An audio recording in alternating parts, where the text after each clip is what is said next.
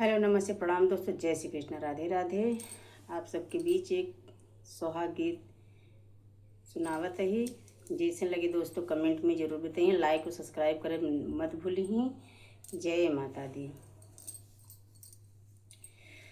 गलियाँ की गलियाँ रे घूमेला केवटवा रे घूमेला केवटवा रे केन लई नरियर मारना जो कसोहाग बाढ़ई केन लई नरियर मार ना जो कसोहाग बाढ़ई उहई नरियरवा में गंगा बहू भैयर जमू उना बहू भई जहाँ मोर ससुर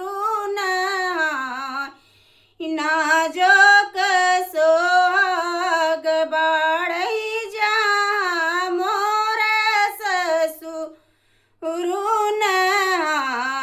ना जो कसोहाग बाढ़ई।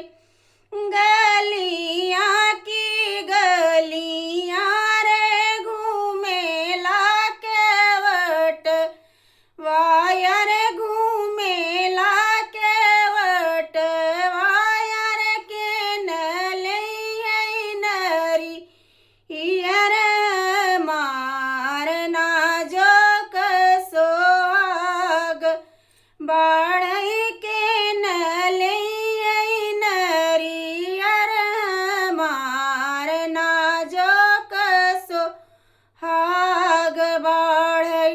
जय माता दी।